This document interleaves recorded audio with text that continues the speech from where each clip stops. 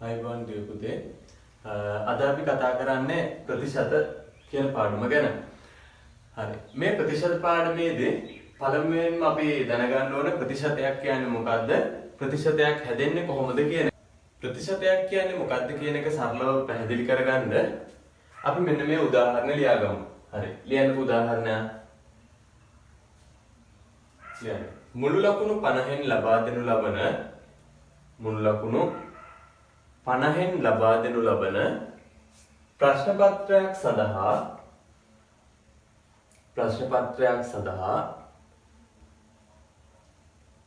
රවිදු ලකුණු 34ක් ලබා ගත්තේ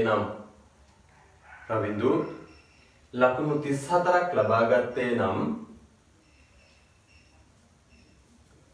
අපි ඒක ප්‍රශ්නයක් විදිහට ලියමු. ලියන්න පළවෙනි රෝම ඉලක්කම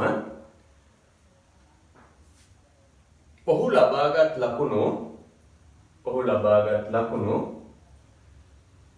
මුළු ලකුණු වලින් භාගයක් ලෙස දක්වන්න. ඔහු ලබාගත් ලකුණු මුළු ලකුණු වලින් භාගයක් ලෙස දක්වන්න. හරි.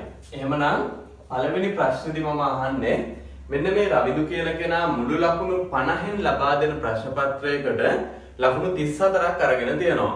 එහෙමනම් පළවෙනි ප්‍රශ්නේ මම අහනවා රවිදු ලබාගත් ලකුණු ප්‍රමාණය මුළු ලකුණු ප්‍රමාණයේ භාගයක් විදිහට දක්වන්න කියලා. එතකොට අපිට පුළුවන් රවිදු ලබාගත් මුළු ලකුණු ප්‍රමාණය හරය විදිහට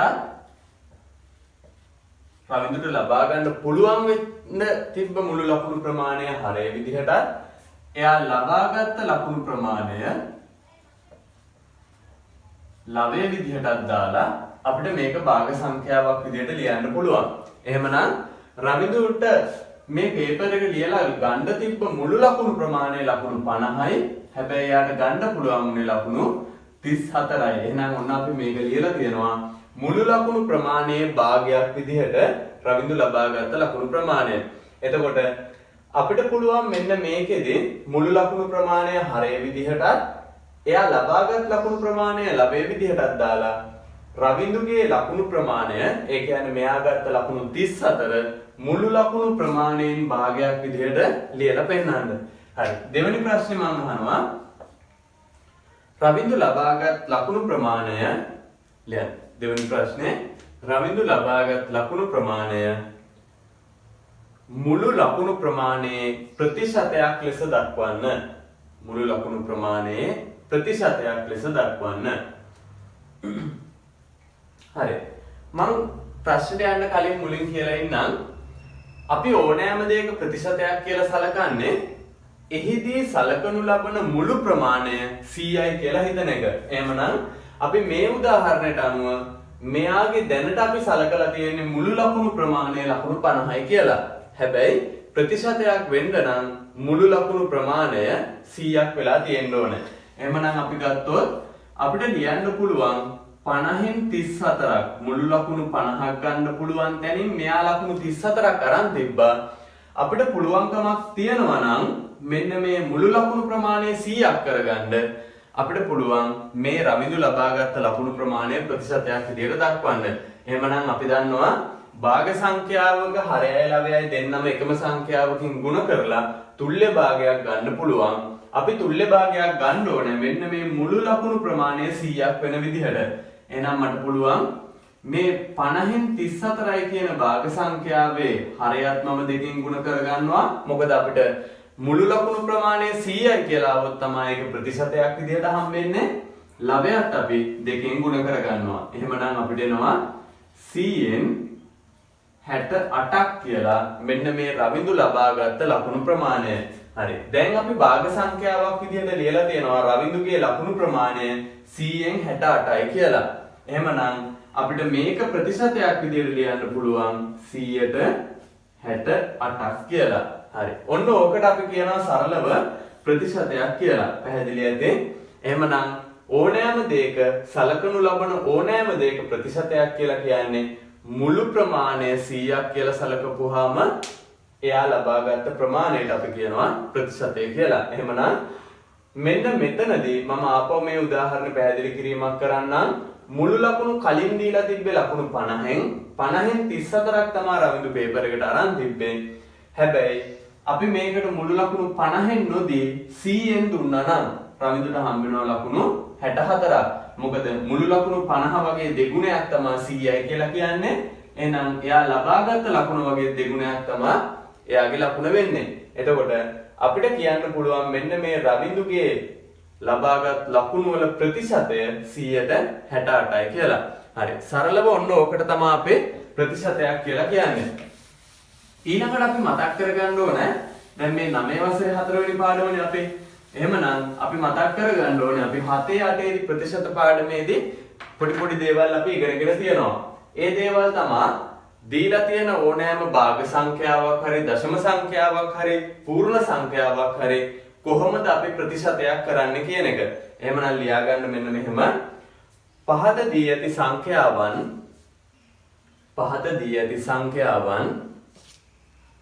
ප්‍රතිශතයක්සේ ලියා දක්වන්න. පහත දී ඇති සංඛ්‍යාවන් ප්‍රතිශතයක්සේ ලියා දක්වන්න. හරි. අපි ඒකෙදි පළවෙනි ගාන ගන්නවා මම මෙන්න මේ විදිහ එකක්. දැන් අපි භාග සංඛ්‍යාවක් ප්‍රතිශතයක් කරා මීට කලින් උදාහරණේ. ඒ හින්දා මම මෙතෙන්ටත් භාග සංඛ්‍යාවක්ම ගන්නම්. 5න් 1යි කියලා භාග සංඛ්‍යාවක් තියෙනවා. මෙන්න මේ භාග සංඛ්‍යාව කොහොමද අපි ප්‍රතිශතයක් කරන්නේ කියලා බලන්න ඕනේ. එහෙමනම් මතක තියාගන්න ඕනෑම භාග සංඛ්‍යාවක් හරි ඕනෑම දශම සංඛ්‍යාවක් හරි ඇත්තටම කිව්වොත් ඕනෑම සංඛ්‍යාවක් අපිට ප්‍රතිශතයක් කරන්න නම් අපි 100ට 100න් අපි මේක ගුණ කරන්න ඕනේ. එහෙමනම් අපිට මෙන්න මේ 5න් 1 කියන භාග සංඛ්‍යාව ප්‍රතිශතයක් විදියට හම්බ වෙනවා.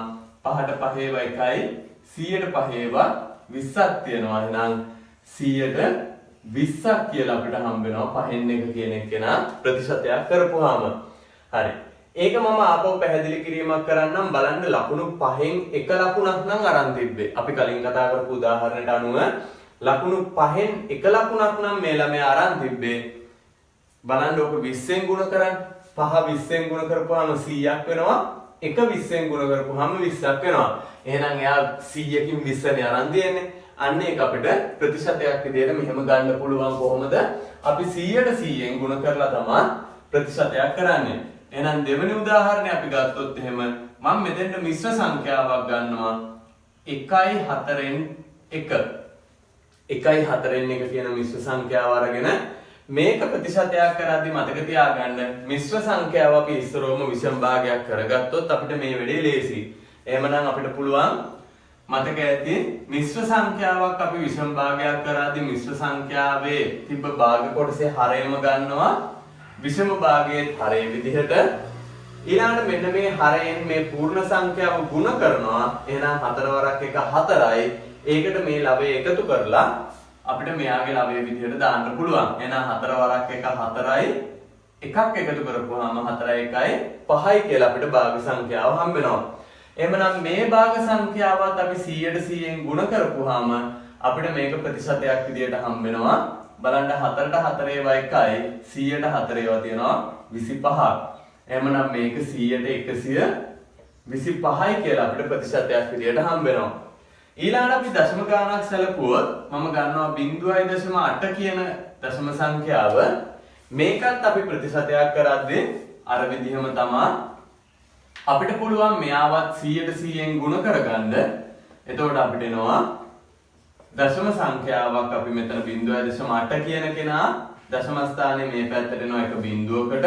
එතකොට 8 10න් ගුණ කරන්න තියෙනවා. එහෙනම් අපිට එනවා 180ක් කියලා. හරි.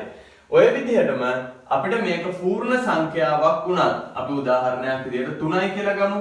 මෙන්න මේ පූර්ණ සංඛ්‍යාව වුණත් අපිට පුළුවන් ප්‍රතිශතයක් කරගන්න. කොහොමද එහෙනම් අපි කරන්න ඕනේ? මෙන්න මේ දීලා තියෙන පූර්ණ සංඛ්‍යාව 100ට 100න් ගුණ කරන්න තමයි අපිට තියෙන්නේ. එතකොට අපිට හම්බ වෙනවා මෙයා 100ට 300යි කියලා. හරි. එහෙනම් ඔන්න ඔය විදිහට භාග සංඛ්‍යා, මිශ්‍ර සංඛ්‍යා, දශම සංඛ්‍යා හෝ පූර්ණ සංඛ්‍යාවක් අපිට 100ට 100 කියන කෙනාගෙන් ගුණ කරලා ප්‍රතිශතයක් විදිහට දක්වන්න පුළුවන්. ඔන්න ඕවා අපි ඉගෙන ගත්තා 6 වසරේදී 7 වසරේදී 8 වසරේදී. හරි. එහෙමනම් අපිට 9 වසරේදී ඉගෙන ගන්න තියෙනවා ප්‍රතිශත කොටස යටතේ පළවෙනි දේ ලාභ අලාභ ප්‍රතිශතය කියන්නේ මොකක්ද කියන එක. එහෙමනම් ලාභ අලාභ ප්‍රතිශතය කියන්නේ මොකක්ද කියන එක බලන්න කලින් අපි බලලෙමු ලාභයක් කියන්නේ මොකක්ද අලාභයක් කියන්නේ මොකක්ද කියන එක. හරි. අනුමාත්‍රකාවක් ලියන්න ලාභ අලාභ ප්‍රතිශතය. ලාභ අලාභ ප්‍රතිශතය. හරි. අනුමාත්‍රකාව ලියන්න ලාභ අලාභ ප්‍රතිශතය. අපි ඉස්සරවම බලමු ලාභයක් කියන්නේ මොකක්ද අලාභයක් කියන්නේ මොකක්ද කියන එක. උදාහරණයක් විදිහට අපි වෙළඳ ව්‍යාපාරික ස්ථානයක් සැලකුවොත් අපි හිතනවා පොත් කඩයක් අපි පොත් සාප්පුවක් හිතමු පොත් විකුණන්න තියෙන බුක් ෂොප් එකක්. එහෙමනම් මෙන්න මේ පොත් විකුණන්න තියෙන තැන තියෙන පොත් අපිට මේ කඩේ මුදලාලි විකුණලා එයා යම්කිසි ලාභයක් බලාපොරොත්තු වෙනවා. මොකක්ද එහෙනම් මේ ලාභය කියන්නේ? හරි. අපි උදාහරණයක් විදිහට ගත්තොත් මෙන්න මේ කඩේ මුදලාලි මේ පොත් ගේන්නේ වෙනත් තැනකින් නම් එයාට ඒක මිලදී ගන්න වෙනවානේ. කොහෙන් හරි එයාට ඒ පොත් ටික මිලදී ගන්න වෙනවා.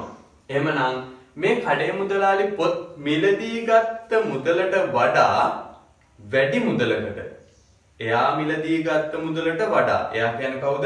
මේ මුදලාලි මේ කඩේ වෙලෙන්දා මිලදී ගත්ත මුදලට වඩා වැඩි මුදලකට නම් අපිට මේ පොත් විකුණන්නේ එයාට ඒකෙදි ලාභයක් හම්බ වෙනවා. ඕක එක අවස්ථාවක්. අනිත් අවස්ථාව තමයි මේ කඩේ මුදලාලි මේ වෙලෙන්දා පොත් නිෂ්පාදනයක් කරනවා නම් එයාම මේ පොත නිෂ්පාදනය කරනවා නම් එයාට යම්කිසි නිෂ්පාදන වියදමක් යනවා මේ පොතක් නිෂ්පාදනය කරන්න. මේ පොතක් නිෂ්පාදනය කරලා අපිට දෙන්න යම්කිසි නිෂ්පාදන වියදමක් යනවා. අන්නේ එයාට යන නිෂ්පාදන වියදමට වඩා වැඩි මුදලකට නම් අපිට මේ පොත විකුණන්නේ අන්න එතනදී යාට ලාභයක් සිද්ධ වෙලා තියෙනවා. එහෙමනම් අපිට ලාභය කියන එක අර්ථ දක්වන්න පුළුවන් ඔය අවස්ථා දෙකම සලකලා කොහොමද? මිලදීගත් මුදලට වඩා හෝ නිෂ්පාදන වියදමට වඩා වැඩි මුදලකට නම් එයා ඒක විකුණන්නේ ඒ ව්‍යාපාරයෙන් යාට ලාභයක් සිද්ධ වෙනවා. හරි. එහෙනම් අපි ඉස්සෙල්ලා ලාභය කියන්නේ මොකක්ද කියලා අපි තරුවක් දාලා ලියලෙමු. ලියන්න වෙනනම් තරුවක් දාලා රතු පාටින් තරුවක් දාලා ලියන්න.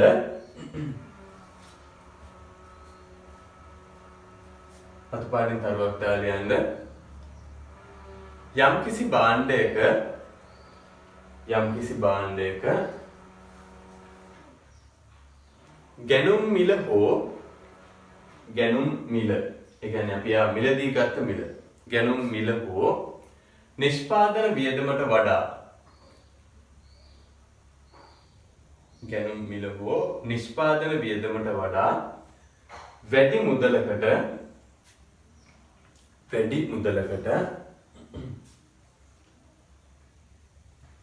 එය අලෙවි කරන්නේ නම්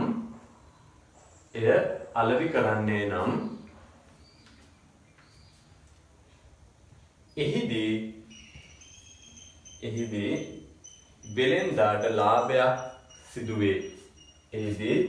වෙළෙන්දාට ලාභයක් සිදුවේ. හරි. අපි උදාහරණයක් ලියමු. ලියන්න උදාහරණයක් කියලා.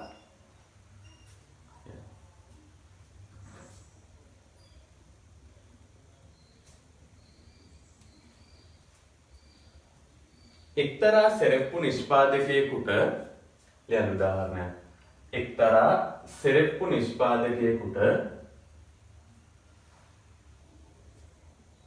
සෙරෙප්පු ජෝඩු එකක් නිෂ්පාදනය කිරීම සඳහා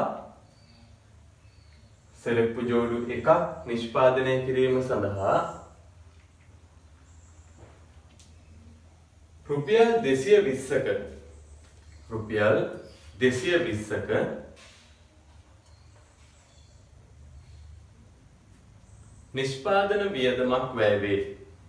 නිෂ්පාදන වියදමක් වැය වේ.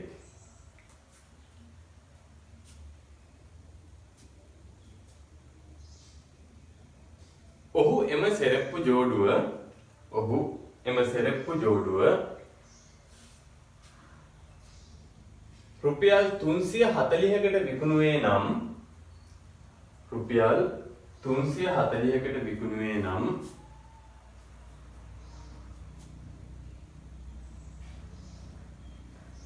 එයින් ඔහු ලද ලාභය සොයන්න. එයින් ඔහු ලද ලාභය සොයන්න.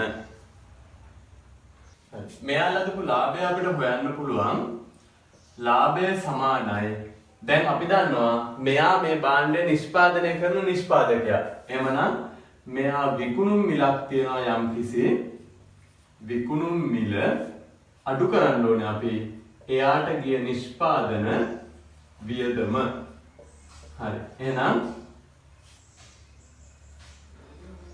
මෙයාට හම්බෙච්ච ලාභයේ විදිහට අපිට ගන්න පුළුවන් මෙයා රුපියල් 340කට මේ සෙරෙප්පු ජෝඩුව විකුණන්නේ. හැබැයි යාට ඒක නිෂ්පාදනය කරගන්න ගිය රුපියල් 220ක් වගේ මුදලක්. එහෙනම් මෙයාට හම්බෙන ලාභය අපිට ගන්න පුළුවන් රුපියල් 120ක් කියලා. හරි. ඔන්න ඔය විදිහට නිෂ්පාදකයෙකුට හෝ අතරමැදි වෙලෙන්දෙකුට තමන්ගේ නිෂ්පාදන වියදමට වඩා වැඩි මුදලකට හරි එහෙම නැත්නම් තමන් මිලදීගත් මුදලකට වඩා වැඩි මුදලකට හරි භාණ්ඩයක් විකුණන්න පුළුවන් නම් අපි කියනවා එතනදී යාට ලාභයක් සිද්ධ වුණා කියලා. හරි. ඒ වගේම තමයි අලාභය කියන කෙනා. එහෙමනම් අලාභය කියන කෙනාගේදී වෙන්නේ අපි නිෂ්පාදන වියදමට වඩා අඩු මුදලකට හරි ගැනුම් මිලට වඩා අඩු මුදලකට හරි භාණ්ඩය විකුණන්න වුණොත් එතනදී යාට අලාභයක් වෙනවා. එහෙමනම් අපි අලාභය කියන්නේ මොකක්ද කියලා තරුවක් දාලා ලියලා ඒකටත් උදාහරණයක් ලියමු. හරි. ලියන්න වෙනනම් තරුවක් දාලා මොකක්ද අලාභය කියන්නේ කියලා. ලියන්න වෙනවා. නිෂ්පාදන වියදමට වඩා අඩු මුදලකට හෝ නිෂ්පාදන වියදමට වඩා අඩු මුදලකට හෝ ගැනුම් මිලට වඩා අඩු මුදලකට නිෂ්පාදන වියදමට වඩා අඩු මුදලකට හෝ ගැනුම් මිලට වඩා අඩු මුදලකට භාණ්ඩයක් විකිණීමට සිදු වූයේ නම්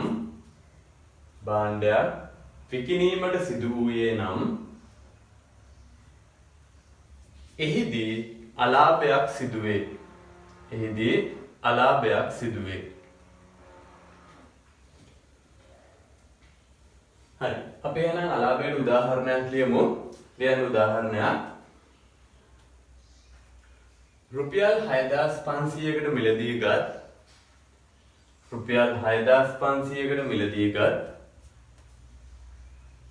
ජංගම දුරකථනයක්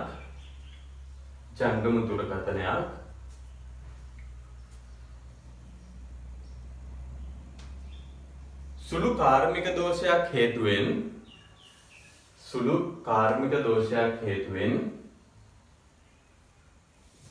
නැවත විකිණීමට සිදු වූයේ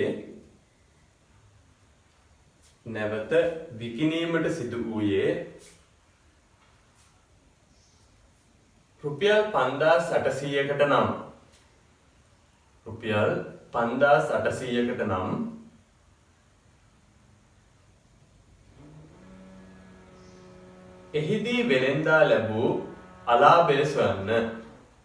එහිදී වෙළෙන්දා ලැබූ අලාභය සොයන්න.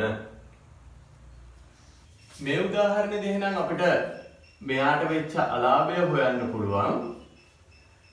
මේකෙදි මෙයා ජංගම දුරකථනයේ නිෂ්පාදකයා නෙමෙයි. මෙයා මේක ගත්ත කායෙන් හරි මිලදී අරගෙන නැවත විකුණන්න තමයි හදන්නේ. එතකොට මෙයා නැවත විකුණන්න හදද්දී ඒකේ පොඩි දෝෂයක් තිබිලා යම් මුදලක් අඩුව විකුණන්න වෙනවා. එතකොට අපිට මෙතනදී අපි දන්නවා මෙයාගේ ගැනුම් මිල විශාලයි විකුණුම් මිලට වඩා. ඒ හින්දානේ මෙයාට අලාභයක් සිද්ධ වෙන්නේ. ගන්න රුපියල් 6500ක් වේදම් කරනවා මෙයා. හැබැයි මෙයාට විකුණලා හම්බෙන්නේ රුපියල් 5700ක් වගේ මුදලක්. එහෙමනම් අපිට මෙතන ලියන්න වෙනවා ගැනුම් මිල අඩු කරන්න ඕනේ අපි විකුණුම් මිල. හරි. එහෙනම් ගැනුම් මිල රුපියල් 6500ක් වෙද්දී මෙයාට මේක විකුණන්න ඕනේ 5700කට. 5700කට තමයි විකුණන්න ඕනේ. එහෙමනම් මෙයාට රුපියල් බලන්න කීයක අලාභයක් වෙලාද කියලා. රුපියල් 800ක අලාභයක් වෙලා තියෙනවා මෙන්න මේ ගනුදෙනුව හින්දා. පැහැදිලි නේද? එහෙනම් යම් කිසි භාණ්ඩයක් මිලදීගත් මුදලට වඩා හෝ නිෂ්පාදන වියදමට වඩා වැඩි මුදලකට විකුණන්න පුළුවන් නම් ඒකෙන් ලාභයකුත් නිෂ්පාදන වියදමට වඩා හෝ ගැනුම් මිලට වඩා අඩු මුදලකට විකුණන්න වුණොත් ඒකෙන් අලාභයකුත් සිද්ධ වෙනවා. පැහැදිලිනේ? හරි. එහෙමනම් අපි මේකට තව උදාහරණ කීපයක් අරන් බලමු. ලාභය සහ අලාභය තවදුරටත් කොහොමද වෙනස් වෙන්නේ කියන එක. හරි. මේ උදාහරණය ලියන්නකෝ. කිලෝ එකක මිල රුපියල් 50 බැගින් කිලෝ එකක මිල රුපියල් 50 බැගින්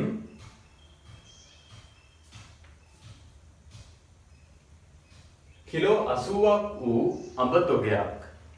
කිලෝ එකක මිල රුපියල් 50 බැගින් කිලෝ 80ක් වූ අඹ තොගයක් මිලදීගත් තොග වෙළෙන්දෙකු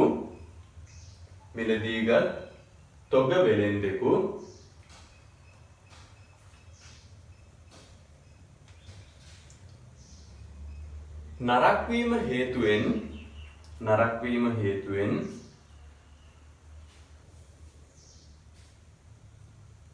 ඉන් කිලෝ 15ක්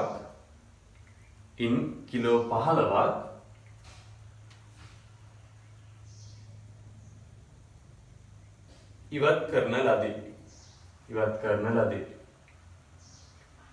ඉතිරි අඹ තොගය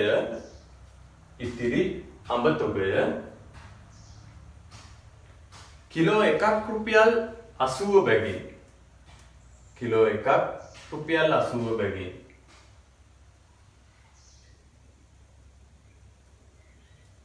නැවත විකුණුවේ නම්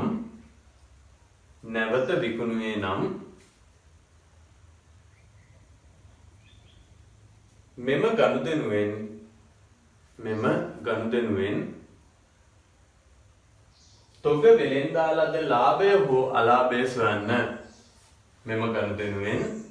තොග වෙළෙන්දා ලද ලාභය හෝ අලාභය සොයන්න.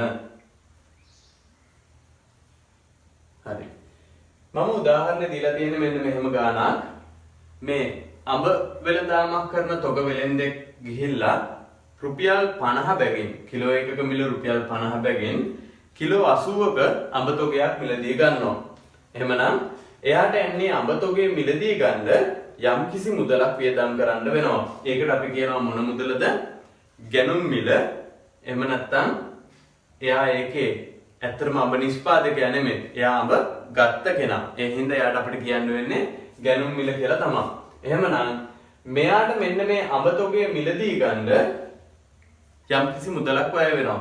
යම් කිසි මුදලක් කියන්නේ කිලෝ එකක් රුපියල් 50 බැගින් කිලෝ 80ක් මිලදී ගන්න යන පියදම යනවා. එහෙමනම් අපිට මේ ගානේදී පළවෙනියටම හොයන්න පුළුවන් ගැනුම් මිල කීයද කියලා. හරි. අඹ තොගේ ගැනුම් මිල 1 කිලෝ එකක් රුපියල් 50යි. මෙයා කිලෝ 80ක් මිලදී ගන්නවා.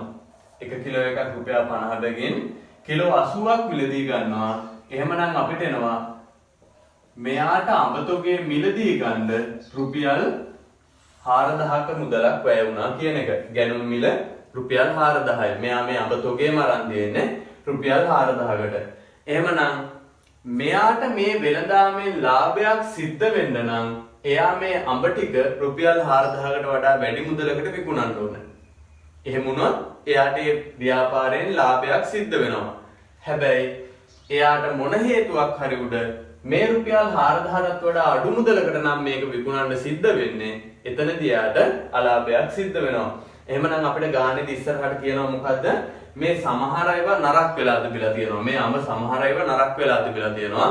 ඒ හින්දා නරක් වෙච්ච අඹ වෙනුවෙන් එයාට කිලෝ 15ක අඹ තොගයක් අයින් කරන්න වෙනවා. ඒ කියන්නේ මෙයාට ඇත්තටම ආපහු විකුණන්න වෙලා තියෙන්නේ කිලෝ 80ක් අරන් ආවට ඒකෙන් 15ක් අඩු කරපුවාම ඉතුරු කිලෝ 65 තමයි මෙයාට විකුණන්න වෙලා තියෙන්නේ. එහෙමනම් අපි ඉස්සෙල්ලා හොයාගන්න ඕනේ මෙයා අඹ කිලෝ කොච්චරක් වික්කද කියන එක. හරි. එහෙනම් අපිට ඒක ලියන්න පුළුවන් විකුණුම් කළ හැකි වූ අඹ ප්‍රමාණය. එහෙනම් මෙයා කිලෝ 80ක් අරන් ආවා. හැබැයි කිලෝ 15ක් මෙයාට අයින් කරන්න උනා නරක් වෙලා හින්දා. එහෙනම් මෙයාට කිලෝ 65ක් තමයි ආපහු විකුණ ගන්න පුළුවන් වෙලා තියෙන්නේ.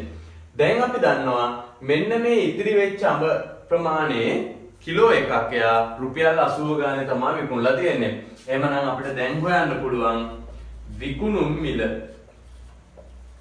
විකුණුම් මිල අපිට එනවා 1 කිලෝ එකක් රුපියල් 80 ගානේ කිලෝ 65ක් මෙයා විකුණලා තියෙනවා.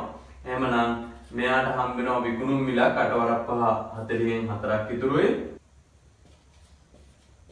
හරි. රුපියල් 5200කට මෙයාට මේ අඹ තොගේ විකුණන්න පුළුවන් වෙලා තියෙනවා. එහෙමනම් මෙයා කිලෝ එකක් රුපියල් 50 ගානේ කිලෝ 80ක් අරගෙන ආවා. ඒ කියන්නේ ඒක මිලදී ගන්න යාට රුපියල් 4000ක් වැය වුණා. හැබැයි ගෙනාපුවාම කිලෝ 15ක් නරක් වෙලා හින්දා අයින් කරන්න වුණා. ඉතුරු වුණා කිලෝ 65ක්. ඒ කිලෝ 65 1 කිලෝ එකක් එයා රුපියල් 80 ගානේ ආපහු විකුණනවා. එහෙමනම් එයාට හම්බ වෙනවා රුපියල් 5200ක මුදලක්. එහෙනම් දැන් අපි දන්නවා ගැනුම් මිල 4000ක් වෙද්දී විකුණුම් මිල 5200ක් වුණා නම් එයාට මේකෙදී ලාභයක් සිද්ධ වෙලා තියෙනවා. එහෙනම් අපිට හොයන්න පුළුවන් මෙයාට හම්බෙච්ච ලාභය විකුණුම් මිල 5200යි ගැනුම් මිල රුපියල් 4000යි. එහෙනම් මෙයාට රුපියල් 1200ක ලාභයක් සිද්ධ වෙලා තියෙනවා. හරි. පැහැදිලිනේ? එහෙනම් ඔන්න ඔකට අපි කියනවා ලාභය සහ අලාභය කියලා. එහෙමනම් ලාභයේ හෝ අලාභයේ ප්‍රතිශතය හොයන එක තමයි අපිට මේ ප්‍රතිශත පාඩම යටතේ තියෙන්නේ. හරි. අපි බලමු කොහොමද එහෙනම් ප්‍රතිශතයක් හොයන්නේ කියලා.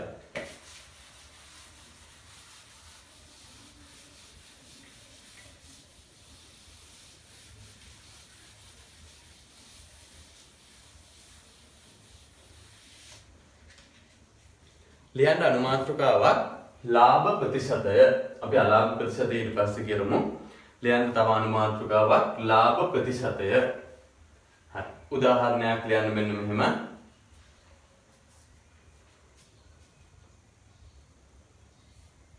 රුපියල් 4000කට මිලදී ගත් රුපියල් 4000කට මිලදී ගත්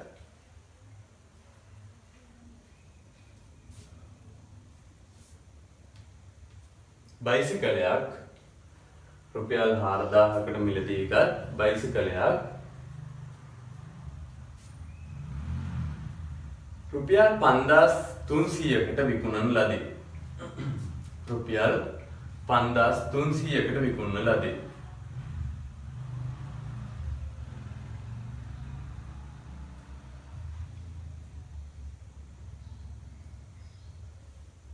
ඒකේ පළවෙනි ප්‍රශ්නේ රෝමිලක්කන 1 ලැබූ ලාභය සොයන්න. ලැබූ ලාභය සොයන්න.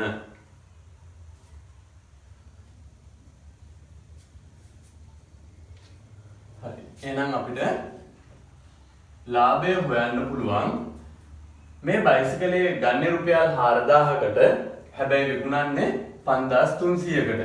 එතකොට එයාගේ විකුණුම් මිල 5300ක් වෙනවා.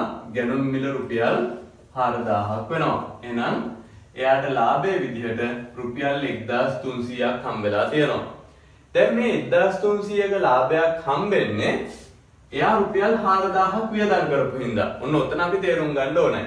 බලන්න මේ රුපියල් 1300ක ලාභයක් මෙයා උපයන්නේ එයා රුපියල් 4000ක් වියදම් කරපු හින්දා. 4000ක් වියදම් කරනවා කියන එකේ තේරුම තමයි දැන් හිතන්න කවුරු හරි කෙනෙක් ඇවිල්ලා අපිට කියනවා රුපියල් 4000කට බයිසිකලයක් විකුණන්න තියෙනවා. අපි මොකද කරන්නේ? අපි ගිහිල්ලා අපේ සාක්කුවේ තියෙන රුපියල් 4000ක් අරගෙන ඒක බයිසිකලේ අයිතිකාරයාට දීලා අපි මේ බයිසිකලේ අපේ කරගන්නවා. එහෙමනම් අපේ බයිසිකලේ මේ බයිසිකලේ අපේ කරගන්න අපිට රුපියල් 4000ක් වියදම් කරන්න වුණා. එහෙම රුපියල් 4000ක් වියදම් කරලා අපේ කරගත්ත බයිසිකලේ අපි මොකද කරන්නේ? තව වැඩි මුදලකට. කොච්චරක් වැඩි මුදලකටද? 1300ක් වැඩි මුදලකට. ඒ කියන්නේ මුළු මුදල 5300ක් වෙද්දී අපි බයිසිකලේ ආපහු කෙනෙකුට විකුණනවා. එහෙමනම් මගේ සාක්කුවේ තිබ්බ රුපියල් 4000ක් වියදම් කරලා මම බයිසිකලයක් අරගෙන ඒ රුපියල් 4000 වියදම් කරපු හින්දා මගේ සාක්කුවට තව 1300ක් වැඩිපුරත් මට දාගන්න පුළුවන් වුණා. ඒ කොහොමද? අපි අර 4000ක් දීලා ගත්ත බයිසිකලේ රුපියල් 5300කට විකුණපු හින්දා. එහෙමනම් මෙන්න මේ 1300ක ලාභයක් අපිට හම්බුනේ රුපියල් 4000ක් හින්දා. පැහැදිලි නේද? රුපියල් 4000ක් හින්දා තමයි අපිට 1300ක ලාභයක් හම්බුනේ. දැන් අපෙන් දෙවෙනි ප්‍රශ්නේ අහනවා ලියන්න රෝමි ඉලක්කම් 2 ලැබූ ලාභයේ ප්‍රතිශතය සොයන්න. ලැබූ ලාභයේ ප්‍රතිශතය සොයන්න. හරි. ඕක තමයි අපෙන් අහන දෙවෙනි ප්‍රශ්නේ. එහෙනම් හොඳට තේරුම් ගන්න මම මේක දිගින් දිගට මේ විදිහට ඔයාලට කියලා දෙන්නම්. මොකද මේ ක්‍රමයට ගාණක් හදන්න පුරුදු වුණොත් අපිට ප්‍රතිශත ඕනම ගාණක් හදාගන්න ලේසියි. හදාගන්න පුළුවන්. ඒ හින්දා අපි මේ ක්‍රමයේ පුරුදු වෙමු. දැන් මම මෙතන ලියනවා මුදල ඔන්න බලන්න මේ පැත්තේ ලියනවා ලාභය. හරි. දැන් මුදල රුපියල් 4000ක් වියදම් කරපු හින්දා තමයි බලන්න මේක ලියන හැටි රුපියල් 4000ක් වියදම් කරපු හින්දා තමයි අපිට 1300ක ලාභයක් හම්බුනේ. ඒක ඇත්තනේ නේද? අපි 4000ක් දීලා බයිසිකලේ ගත්තා 1300ක ලාභයක් තියන 5300කට වික්කා. එහෙමනම් අපි රුපියල් 4000ක් වියදම් කරපු හින්දා 1300ක ලාභයක් හම්බුණා. දැන් ලාභයේ ප්‍රතිශතය කියලා කියන්නේ මම ඔයාලට පාඩම් පටන් ගද්දි මුලින්ම කිව්වා ඕනෑම දෙයක ප්‍රතිශතයක් කියලා කියන්නේ මුළු ප්‍රමාණය අපි 100යි කියලා සලකන එක. මුළු ප්‍රමාණය 100යි කියලා සලකන එක. එහෙමනම් මෙතනදී මුළු ප්‍රමාණය 4000ක් වෙද්දී මුළු මුදල 4000ක් වෙද්දී එයාලද ලාභය 1300ක් වුණා. දැන් අපි ලාභයේ ප්‍රතිශතය හොයද්දී එහෙනම් ලියන්න ඕනේ මුළු මුදල එහෙම නැත්නම් මුදල 100යි කියලා. මුළු ප්‍රමාණය 100යි කියලා. තව විදිහකට කියනවා නම් මේ බයිසිකලේ 4000ක් දීලා මිලදී ගත්ත හින්දා 1300ක ලාභයක් තිබ්බා. බැරි වෙලාවත් බයිසිකලේ රුපියල් 100ක් දීලා මිලදී ගත්තා නම් ලාභය කොච්චරයිද කියන එක තමයි අපි ලාභයේ ප්‍රතිශතය කියලා හොයන්නේ. එහෙමනම් අපි මේක දැනන් හිටියා. මොකද්ද? 4000ක් වියදම් කරපු හින්දා 1300ක ලාභයක් හම්බුණා. හැබැයි අපි දන්නේ නැත්තේ මොකද්ද? 4000 වෙනුවට 100ක් වියදම් කරොත් ලාභය කොච්චරයිද කියන එක අපි දන්නේ නැහැ. එහෙනම් අපිට දැන් හොයන්න පුළුවන් මුදල රුපියල් 100ක් වුණොත් අන්න බලන්න මුළු ප්‍රමාණය 100ක් කරගත්තා අපි. මෙතන මුළු ප්‍රමාණය 4000ක් කියලා තිබ්බේ. දැන් අපි මුළු ප්‍රමාණය 100ක් කරගන්නවා. මොකද ඒකටනේ ප්‍රතිශතය කියලා කියන්නේ. එහෙනම් මුදල 100ක් වුණොත් ලාභය කොච්චරයිද? දැන් අපිට පුළුවන් මේ දෙන්න හරස් ගුණ කරගන්න. එහෙනම් අපිට එනවා x වරක් 4000 මෙයාව අපි මේ පැත්තට ගුණ කරගන්නවා. 1300 වරක් 100. ඔය දෙක සමාන කරලා අපිට පුළුවන් මෙන්න මේ ලාභයේ ප්‍රතිශතය හොයාගන්න. එහෙමනම් මෙන්න මේ 4000 නැති කරගන්න මම මේ පැත්ත 4000න් බෙදනවා. අපි දන්නවා සමීකරණයක එක පැත්තක් අපි කාගෙන් හරි බෙදුවොත් අනිත් පැත්තත් එයාගෙන්ම බෙදන්න ඕන. එතකොට අපිට මේ 4000ට මෙයා කැපිලා ගිහිල්ලා x සමානයි බලන්න මෙතන 100ට බිංදු 3ක් දෙකක් තියෙනවා. ඒකට මේකේ බිංදු දෙකක් කැපුවා. මෙන්න මේ බිංදුවට මෙතන 1300 එක බිංදුවක් කැපුවා. දැන් අපිට ඇවිල්ලා තියෙනවා 130 බෙදීම 4යි කියලා. එහෙනම් 12ට 4 ඒවා 3ක් තියෙනවා. මේ බලන්න 130 බෙදන්න තියෙන්නේ දැන් අපිට 4ෙන්. 1 3 130 බෙදීම 4. එහෙනම් 12ට තියෙනවා 4 ඒවා 3ක් 12යි එකක් ඉතුරු වෙයි. 10ට තියෙනවා 4 ඒවා දෙකක් දෙවරක් 4 8යි තවත් දෙකක් ඉතුරුයි. එහෙනම් අපි දන්නවා දැන් ගන්න කවුරුත් නැත්නම් දශම තිතක් තියලා බිංදුවක් ගන්න පුළුවන්. 20ට 4 ඒවා 5ක් තියෙනවා. එහෙමනම් අපිට ලාභයේ ප්‍රතිශතය එනවා 132.5 කියලා. හරි. පැහැදිලිද? මොකක්ද උනේ? මේ බයිසිකලේ අපි රුපියල් 100කට මිලදී ගත්තොත් අපිට මේකෙන් ලාභයේ විදිහට ඉතුරු වෙනවා රුපියල් 32.50. එහෙම නැත්නම් 32.5. හරි. පැහැදිලි නේද? ලියා ගන්නකො එහෙනම්.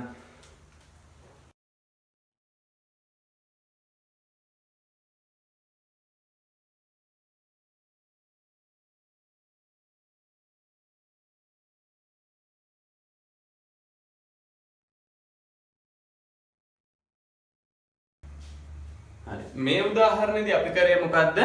ලාභයේ ප්‍රතිශතය හොයපු එක. මේ උදාහරණයේදී අපි කරේ ලාභයේ ප්‍රතිශතය හොයපු එක. එහෙමනම් ඔය උදාහරණේ ඔයාලා උදාහරණයක් කියලා මේ ප්‍රශ්නේ ලියපු තැන වරහන් ඇතුලේ දාගන්න ලාභ ප්‍රතිශතය සොයමු කියලා වරහන් ඇතුලේ දාගන්න. වරහන් ඇතුලේ දාගන්න ලාභ ප්‍රතිශතය සොයමු කියලා මේ උදාහරණේ ලියපු තැන.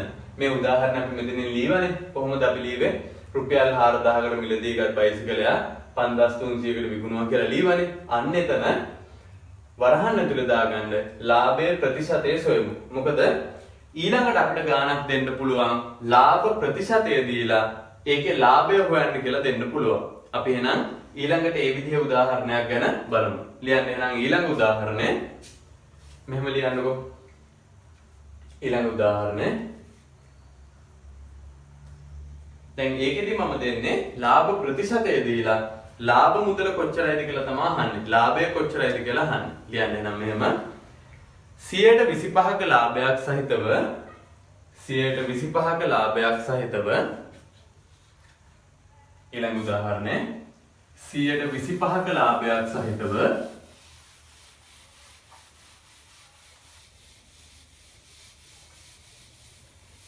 රුපියල් 200කට මිලදී ගත් රුපියල් 200කට මිලදී ගත්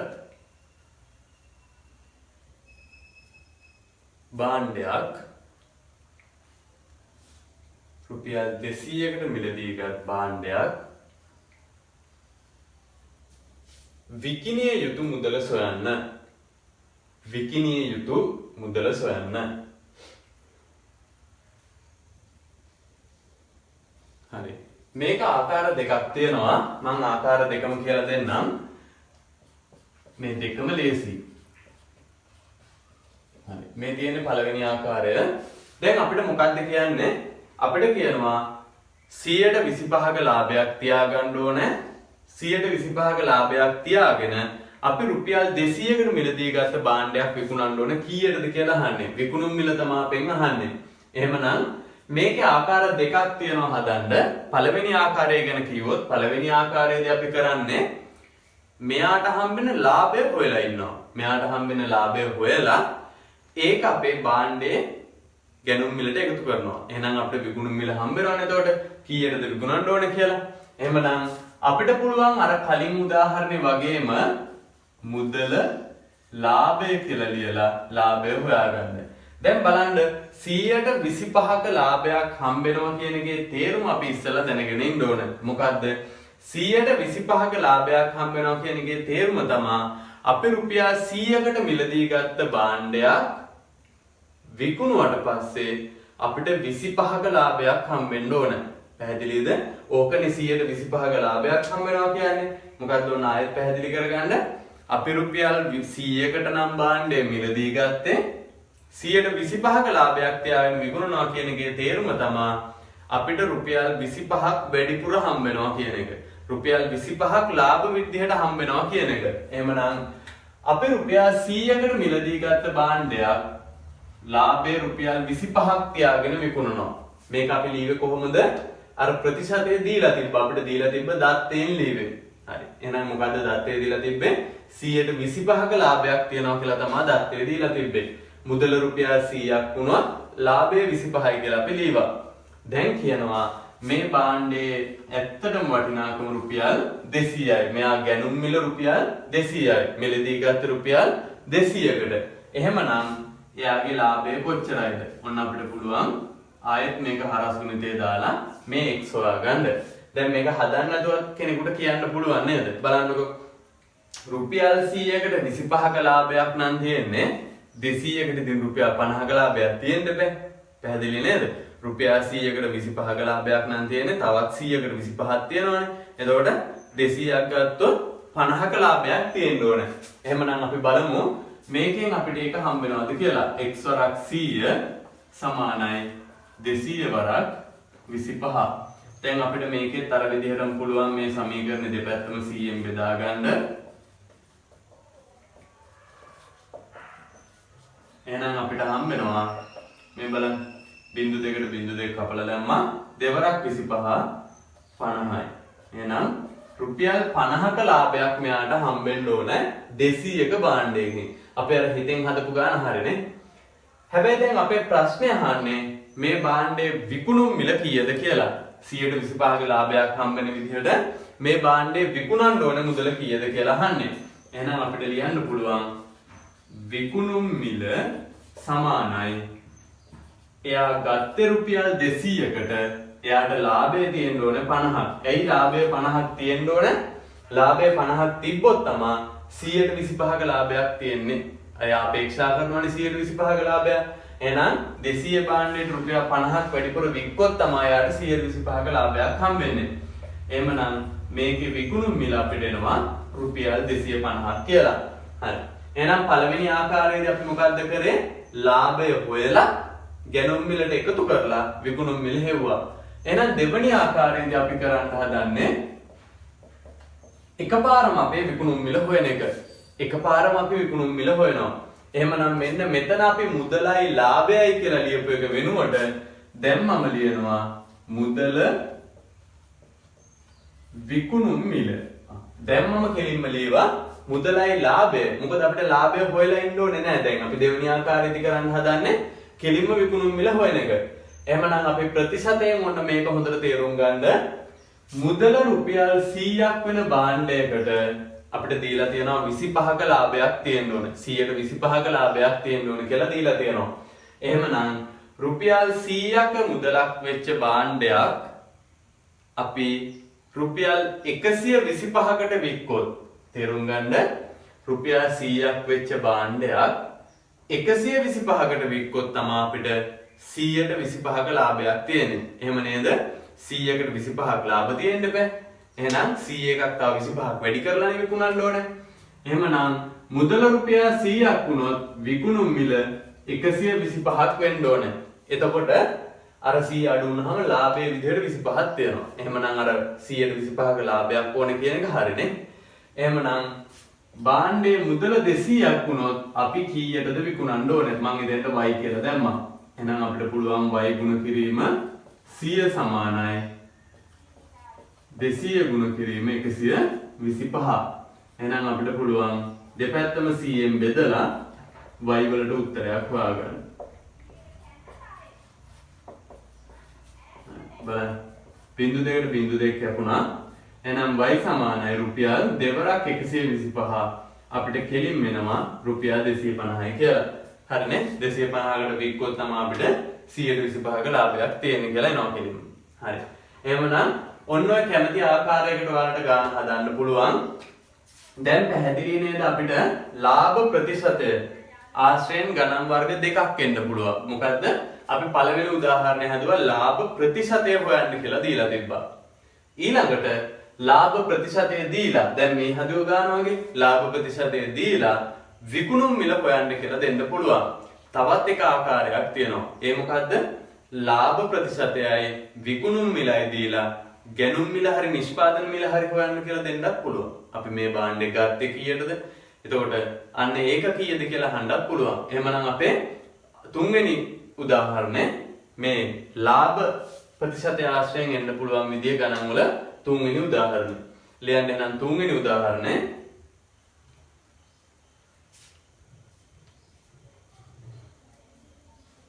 දැන් තුන්වෙනි උදාහරණය 15ක ලාභයක් සහිතව 15ක ලාභයක් සහිතව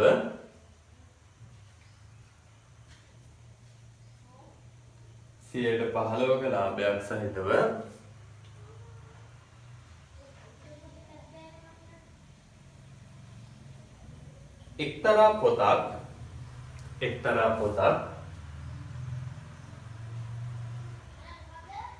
රුපියල් 460කට විකුණුවේ නම්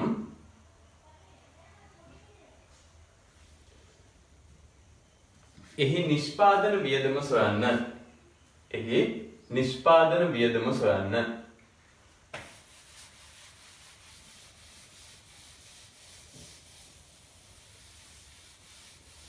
හරි. එහෙමනම් මේ උදාහරණෙදී අහන්නේ මොකද්ද? ලාභයේ ප්‍රතිශතයක් දීලා තියෙනවා, විකුණුම් මිලක් දීලා තියෙනවා. දැන් අපෙන් අහනවා ඒක නිෂ්පාදනය කරන්න කොච්චර වියදමක් ගියාද? එහෙම නැත්නම් ගැනුම් මිල වගේම තමයිනේ. මේ පොත කායෙන් හරි අරන් විකුණනවා නම් ගැනුම් මිල. අපි නිෂ්පාදනය කරලා 460ට විකුණනවා නම් අපේ නිෂ්පාදන වියදම. එහෙමනම් දැන් මම මේ උදාහරණය දීලා තියෙන්නේ ඒක නිෂ්පාදනය කරන ආයතනයේ නිෂ්පාදන වියදම හොයන්න කියලා තමයි දීලා තියෙන්නේ. පැහැදිලිද ගාන? එතකොට දැන් අපේ පළවෙනි වර්ගයේ උදාහරණ, දෙවෙනි වර්ගයේ උදාහරණ, මේක තුන්වෙනි වර්ගයේ උදාහරණ. එහෙනම් දැන් ගණන් තුනේ වෙනස තේරෙනව නේද? මේ තුන්වෙනි වර්ගයේ උදාහරණෙදි මොකක්ද අපිට කරන්න කියන්නේ?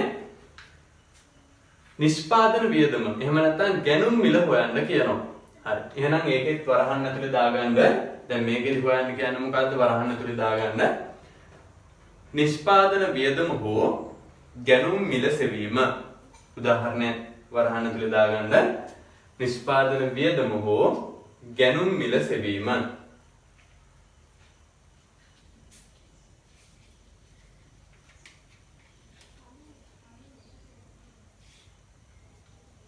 හරි.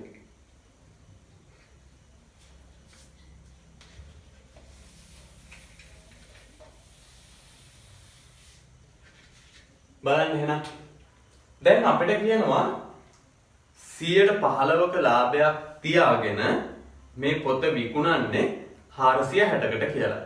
එතකොට මේ 460 ඇතුලේ ඔයාලා හොඳට හිතන්න මේ 460 ඇතුලේ නිෂ්පාදන වියදමක් තියෙනවා, එයාගේ ලාභයක් තියෙනවා. එහෙමනම් අපි නිෂ්පාදන වියදමයි ලාභයයි දෙකම එකතු කරලා කියනවා ඒකට විකුණුම් මිල කියලා. හරි. අපිට එහෙනම් ලියන්න පුළුවන් මේකට උත්තරේ මුදල විකුණුම් මිල. හරි. මුදලයි විකුණුම් මිලයි. මෙතෙන්ට ඕනනම් කාට හරි පුළුවන් මුදල වෙනුවට නිෂ්පාදන වියදම කියලාම දාගන්න පුළුවන්.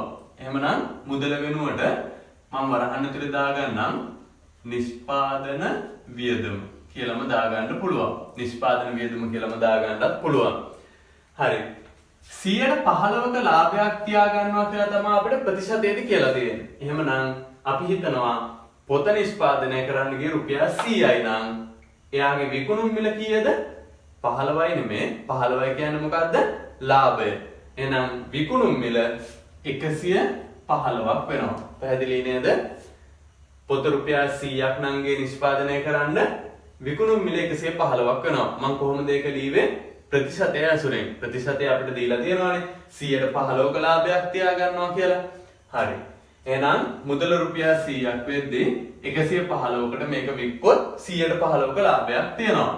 දැන් මුදල අපි දන්නේ නැහැ. එහෙමනම් නිෂ්පාදන වියදම අපි දන්නේ නැහැ. හැබැයි විකුණුම් මිල දන්නවා අපි 460යි කියලා. පැහැදිලිද? නිෂ්පාදන වියදම අපි දන්නේ නැහැ. විකුණුම් මිල දන්නවා අපි 460යි කියලා. හරි. එහෙනම් මේකත් අපිට හරස් ගුණිතය දාලා පුළුවන්.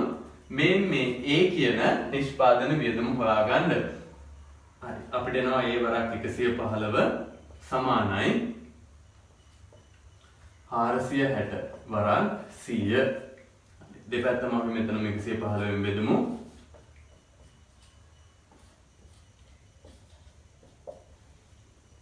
බලන්න එහෙනම් දැන් 115 අපිට මේක පහෙන් බෙදා ගන්න පුළුවන් නේ.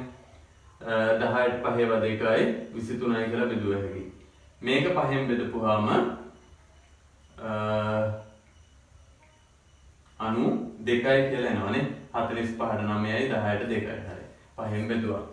ඊළඟට කෙලින්ම අපිට 23න් බලන්න 23 ඒවා 4ක් නේ. 23ට 23 ඒවා 1යි. 92ට තියෙනවා 23 ඒවා 4ක්. එහෙනම් රුපියල් 400ක් තමයි අපිට මෙන්න මේ පොතේ නිෂ්පාදන වියදම කියන විදිහට එන්නේ. පැහැදිලි නේද? එහෙනම් ඔන්න ඔය විදිහට උදාහරණ තුනකින් මම ලාභ ප්‍රතිශතය ඇසුරෙන් අපිට එන්න පුළුවන් ගණන් වර්ග තුනක් ගැන ඔයාලට කියලා දුන්නා.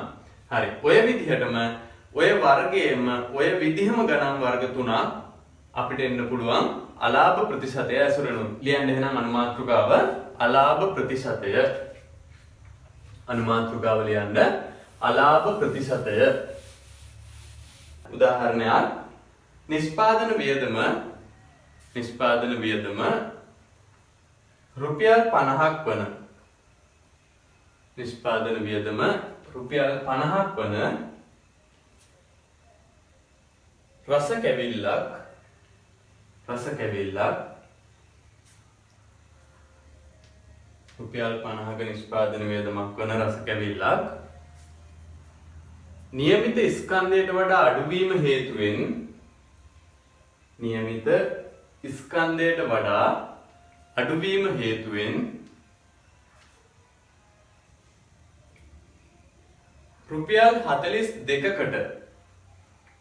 රුපියල් 42කට විකිණීමට සිදු වූයේ නම් රුපියල් 42කට විකිණීමට සිදු වූයේ නම් ඉන් සිදු වූ අලාභයේ ප්‍රතිශතය සොයන්න. ඉන් සිදු වූ අලාභයේ ප්‍රතිශතය සොයන්න. හරි. එහෙමනම් මේ පළවෙනි උදාහරණෙදී අපි කරන්න හදන්නේ අලාභයේ ප්‍රතිශතය හොයන එක. දැන් බලන්න මේ රස කැවිල්ල නිෂ්පාදනය කරන්න රුපියල් 50ක නිෂ්පාදන වියදමක් ගිහින් තියෙනවා. හැබැයි નિયમિત ස්කන්ධය නැති හින්දා මේ රස කැවිලි වල નિયમિત ස්කන්ධය නැති හින්දා අපිට මේක විකුණන්න වෙලා තියෙන රුපියල් 42කට. අඩුපාඩුවක් නේ. එතකොට අපිට රුපියල් 50ක නිෂ්පාදන වියදමක් ගියා කියලා බෑ. નિયમિત ස්කන්ධය නැති හින්දා අපිට විකුණන්න වෙන්නේ මේක රුපියල් 42 ගානේ. එහෙමනම් ඔයාලා දන්නවා එක රස කැවිල්ලකින් අපිට රුපියල් 8ක අලාභයක් වෙලා තියෙනවානේ. 8ක අලාභයක් වෙලා තියෙන්නේ. මොකද හේතුව මගේ සාක්කුවේ තිබ්බ රුපියල් 50ක් වියදම් කරලා තමයි මම මේ රස කැවිල්ල නිෂ්පාදනය කරන්නේ. හැබැයි මට මේ රස කැවිල්ල විකුණලා සාක්කුවට දාගන්න පුළුවන් වෙන්නේ රුපියල් 42යි. ඒ කියන්නේ මං ගාව තිබ්බ රුපියල් 8කුත් නැති වෙලා ගිහිල්ලා. නේද? තිබ්බ රුපියල් 50ක්ම. හැබැයි අර වැඩේ උනේ මට මොකද්ද? තිබ්බ රුපියල් 8කුත් නැති වෙච්ච එක. එහෙනම් ඒකට අපි කියවනේ අලාභයක් කියලා. දැන් අපි අලාභයේ ප්‍රතිශතය හොයන්න හදාන්නේ. එහෙමනම් අපිට ඒකත් අර විදිහටම ලියන්න පුළුවන්. මුදල මෙතන මම ලියනවා අලාභය. හරි. බලන්න එහෙනම් මුදල රුපියල් 50ක් වෙච්ච හින්දා අලාභය සිද්ධ වුණා රුපියල් 8ක්. එහෙම නේද අපේ ගානේ කියන්නේ? මුදල රුපියල් 50ක්, නිෂ්පාදන වියදම 50ක් ගිහිල්ලා. හැබැයි 42කට වික්කේ. එහෙමනම් අලාභය 8යි. බලන්න අපේ සාක්කුවේ තිබ්බ 50ක් වියදම් කරලා අපි රුපියල් 8ක අලාභයක් කරගත්තා. එහෙමනම් මුදල රුපියල් 100ක් වුණොත් අලාභය කොච්චරයිද? දැන් අපිට හොයන්න පුළුවන් මේක හරස් ගුණ දාලා x වරක් 50 සමානයි 8 වරක් 100. දෙපැත්තම අපි 50න් බෙදපුවාම දැන් ඔයාලා මේක හිතෙන් හදලා දන්නවා නේද? රුපියල් 50කට 8ක් අලාභ වුණා නම් 100කට 16ක් අලාභ වෙන්න බෑ. ඒකනේ අපේ නේද? රුපියල් 50ක් වියදම් කරලා 8ක් නම් අලාභ උනේ 100ක් වියදම් කරොත් රුපියල් 16ක් අලාභ වෙන්න ඕනේ. හරි. බලමු එහෙනම් අපි 50ට 50 එකයි 100ට 2යි. හරි. ඔන්න බලන්න අපිට එනවා 100ට 16ක් කියලා. මොකද්ද? අලාභයේ ප්‍රතිශතය. එහෙනම් අලාභයේ ප්‍රතිශතය අපිට ඇවිල්ලා තියෙනවා 116ක් කියලා. ඊළඟට අපිට හම්බෙන්නේ වට්ටම් කියන කෙනා. මේ ප්‍රතිශත කොටසක් දෙන 9 වසරේදී අපිට ඊළඟට හම්බෙන කෙනා තමයි වට්ටම් කියලා කියන්නේ. එහෙමනම් අපි බලමු වට්ටමක් කියන්නේ මොකද්ද? මේක ප්‍රතිශතත් එක්ක සම්බන්ධ වෙන්නේ කොහොමද කියන එක. කියන්න අනුමාත්‍රකාවක් වට්ටම්. වට්ටම්. ඔකට අපි ඉංග්‍රීසි වචනයක් කියන්නේ ඩිස්කවුන්ට් කියලා. ඒක නම් දන්නවනේ. කට්ටියම දන්නවා. ඩිස්කවුන්ට් එකක් කියවහම දන්නවා. වට්ටම කියන වචනේ හුරු නැති වුණාට ඉංග්‍රීසි වචනේ හුරු වැඩි. මොකද අපි ගොඩක් පාවිච්චි කරන්නේ ඩිස්කවුන්ට් කියන වචනේ. දැන් ඔයාලට මෙන්න මෙහෙම හුරුවක් ඇති නේද? අපි පොත් මිලදී ගන්න යනවා දෙසැම්බර් මාසේ. දැන් දෙසැම්බර් මාසේ සාමාන්‍යයෙන් ජනවාරි වල ඉස්කෝලේ අලුත් පන්තියක් පටන් ගන්නවානේ. අලුත් වසරක් පටන් ගන්නවා. එතකොට ඒ අලුත් වසරට කට්ටිය අලුත් පොත් ගන්නවානේ ලියන්න. එහෙමනම් අන්න ඒ කාලෙට ඔයාලා පොත් සාප්පුවල දැකලා ඇති මේ පොත් වලට මෙච්චර වට්ටමක් තියෙනවා 110ක්. මේ පොත් ටිකට 115ක වට්ටමක් තියෙනවා. ඔය විදිහට එක එක විදිහේ බෝඩ් දාලා තියෙනවා ප්‍රතිශතත් එක්ක. මෙන්න මෙච්චර වට්ටමක් තියෙනවා. ඕක හැබැයි ගොඩක් දුරට තියෙන්නේ ඩිස්කවුන්ට් කියන වචනේත් එක්ක. ඊට පස්සේ අපි අවුරුදු කාලෙට අප්‍රේල් කාලෙට යනවා රෙදි ගන්න. එතකොට ඔන්න රෙදි කඩවල වල තියෙනවා මේ රෙදි ගන්නවා නම් 130ක ඩිස්කවුන්ට් එකක් තියෙනවා.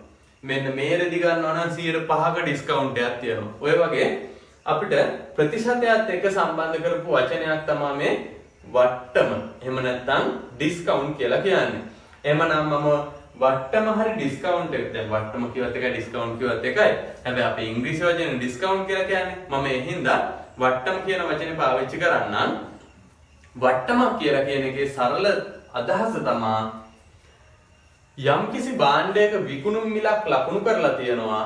හැබැයි අපි ඒක මිලදී ගන්න ගියාම ඒ ලකුණු කරපු මිලට වඩා යම් මුදලක් අඩුව අපිට මුදලාලි ඒක විකුණනවා නම් වෙලෙන්ද අපිට ඒක විකුණනවා නම් අන්න එතනදී අපිට වට්ටමක් හම්බ වෙනවා. හරි. එහෙනම් සරලව කිව්වොත් මොකද්ද වෙන්නේ? අපි ගිහින් කියනවා කඩේකින් අපිට මෙන්න මේ භාණ්ඩය ඕනේ. මෙන්න මේ කලිසම ඕනේ අපිට. මේ කලිසම මිලදී ගන්න ඕනේ. දැන් ලකුණු කරලා තියෙනවා කියලා හිතන්න අපි හිතමු රුපියල් 1500ක් ලකුණු කරලා තියෙනවා. හැබැයි අපි කඩේ වෙලෙන්දට කියනවා අපිට මේක තව චුට්ටක් අඩු කරලා දෙන්න. එතකොට එයා කියනවා හරි. එහෙනම් 1400කට මම මේක දෙන්නම්. දැන් බලන්න ලකුණු කරලා තිබ්බේ 1500යි කියලා. හැබැයි ඒ වෙලෙන්ද අපිට ඒක 1400කට දෙනවා. ඒ කියන්නේ අපිට රුපියල් 100ක් අඩු කරලා දුන්නා කියන එකනේ. අපිට රුපියල් 100ක් අඩු කරලා දුන්නා. එහෙමනම් අන්නේ අඩු කරපු රුපියල් 100ට අපි කියනවා වට්ටම් මුදල කියලා. පැහැදිලිද? ඒ අඩු කරපු මුදලට අපි කියනවා වට්ටම් මුදල කියලා. එතකොට අඩු කරේ කාගෙන්ද? භාණ්ඩයේ ලකුණු කළ මිලෙන්. භාණ්ඩයේ ලකුණු කළ මිලෙන් අඩු කරලා දෙන මුදලට අපි කියනවා වට්ටම් මුදල කියලා. හරි. එහෙනම් අපි ලියමු යම්කිසි භාණ්ඩයක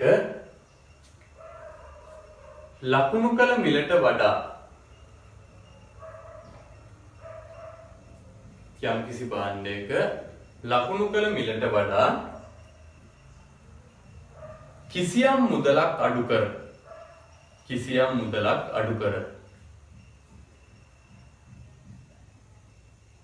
විකුණන්නේ නම්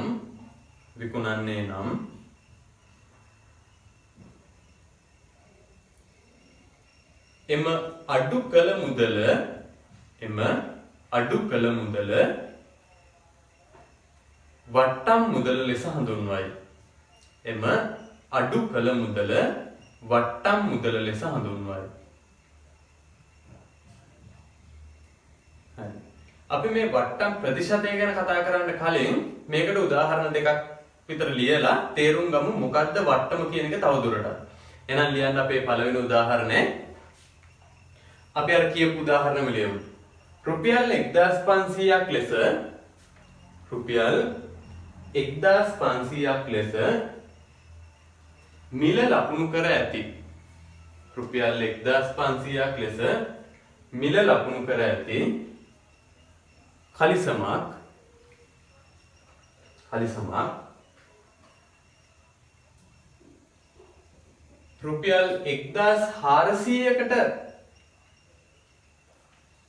රුපියල් 1400කට ලබාගත හැකි වූයේ නම් මොකක්ද දැන් ඔය කියන්නේ 1500කට ලකුණු කරලා තිබ්බ කලිසමක් 1400කට අපිට ගන්න පුළුවන්කමක් වුණොත් ඒ කියන්නේ මුදලාලිය අපිට අඩු කරලා දෙන්න කැමති වුණොත් රුපියල් 1400කට ගන්න පුළුවන්කමක් වුණොත් අප ලැබූ වට්ටම රුපියල් 100කි. ලියන්න. අප ලැබූ වට්ටම රුපියල් 100කි. මොන පළවෙනි උදාහරණය. දැන් තේරෙන්නේ නැති මොකද්ද වට්ටම කියන එක නේද? හරි. ඊළඟට අපි තව උදාහරණයක් ලියමු. මම ඒකේ ඔයාලගෙන් ප්‍රශ්නයක් අහන්නම්. දැන් ඔබේ මම ප්‍රශ්නයක් කිව්වේ නෑනේ. හරි. ඊළඟට දෙනවා අපි උදාහරණයක් මෙහෙම. රුපියල් 34000ක් ලෙස මිල ලකුණු කර ඇති. රුපියල් 34000ක් ලෙස මිල ලකුණු කර ඇති රූපවාහිනී යන්ත්‍රයක්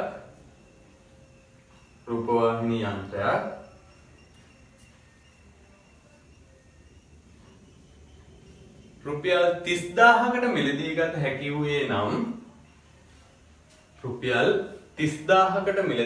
හැකි වූයේ නම්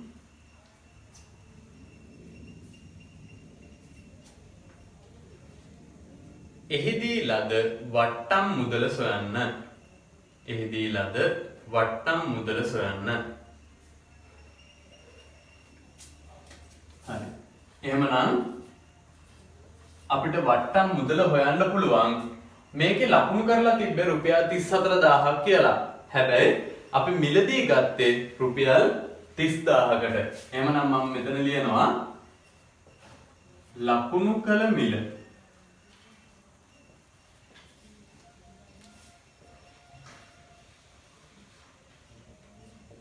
ගැනුම් මිල.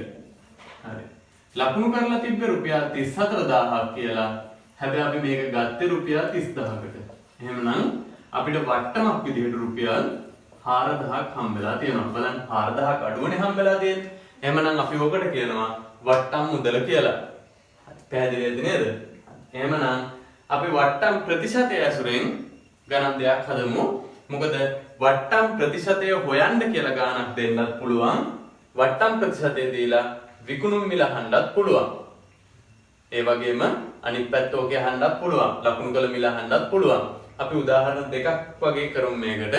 ලියන්න එහෙනම් අපේ පළවෙනි උදාහරණය. ඔන්න විශේෂ උදාහරණයක්. දැන් අර මේවා අපි මේ වට්ටම කියන්නේ මොකක්ද කියලා අඳුරගන්න තමයි මේ උදාහරණ දෙක කරේ. හැබැයි දැන් මේ කරන්න හදන්නේ වට්ටම් ප්‍රතිශතය කියන්නේ මොකක්ද කියලා අඳුරගන්න. එහෙමනම් කෙටි මාතෘකාවක් ලියන්න අනුමාතෘකාවක් වට්ටම් ප්‍රතිශතය කියලා ලියලා අපි ලියමු. මෙයා වට්ටම් ප්‍රතිශතය රුපියල් 5000ක් ලෙස මිල ලකුණු කර ඇති. රුපියල් 5000ක් ලෙස මිල ලකුණු කර ඇති විදුලි උපකරණයක්. රුපියල් 5000ක් ලෙස මිල ලකුණු කර ඇති විදුලි උපකරණයක් අත්පිට මුදලට ලබා ගැනීමේදී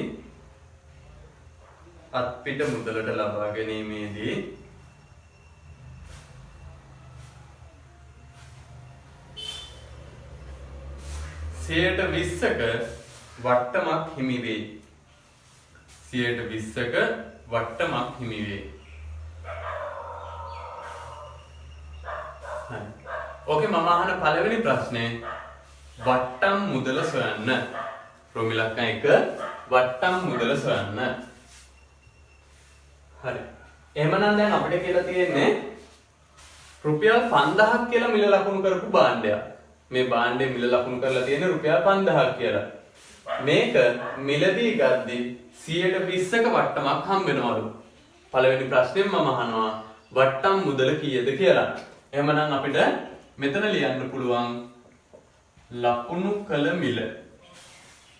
මෙතන මම ලියනවා වට්ටම. බලන්න ලකුණු කරපු මිලයි වට්ටමයි. දැන් 120ක වට්ටමක් හම්බ වෙනවා කියලා කියන්නේ මේ භාණ්ඩේ රුපියල් 100ක් වුණොත් අපිට 20ක වට්ටමක් හම්බ වෙනවා. ඒ කියන්නේ ඇත්තටම අපිට හම්බ වෙන්නේ රුපියල් 80ට තමයි මේ භාණ්ඩේ ගන්න වෙන්නේ. එහෙමනම් ලකුණු කරපු මිල රුපියල් 100ක් වුණොත් වට්ටම් මුදල රුපියල් 20ක් වෙනවා. මේක මම ලියන්නේ ප්‍රතිශතය ඇසුරෙන්. ඊළඟට අපිට කියනවා හැබැයි මේ විදුලි උපකරණය ලකුණු කරලා තියෙන්නේ 100යි නෙමෙයි 5000යි කියලා. එහෙමනම් වට්ටම් මුදල කීයද කියලා අපෙන් අහනවා. දැන් අපිට පුළුවන් මේක හරස්කුණු කරලා x වරක් 100 සමානයි 5000 වරක් 20යි. එහෙනම් අපිට 100ෙන් බෙදලා x කියන මුදල එනවා. ඒ කියන්නේ වට්ටම් මුදල අපිට එනවා රුපියල් 1000ක් කියලා. හරි. වට්ටම් මුදල එහෙනම් රුපියල් 1000ක් වෙනවා. හරිනේ? බලන්න ලකුණු කරපු මිල 100ක් වුණොත් වට්ටම 20යි. ඒක ලියවේ 100ට 20ක වට්ටමක් දෙනවා කියලා කියපු හින්දා. එහෙනම් ලකුණු කළ මිල 5000ක් වුණොත් වට්ටම කොච්චරද? ඒක අපිට ආව රුපියල් 1000ක් කියලා. එහෙනම් දෙවෙනි ප්‍රශ්නේ අහනවා ඉහත විදුලි උපකරණය දැන් මේ විදුලි උපකරණයට 1000ක වට්ටමක් හම්බුණා. එහෙනම් මම ඊළඟ ප්‍රශ්නේ අහනවා ඉහත විදුලි උපකරණය වට්ටමක් සහිතව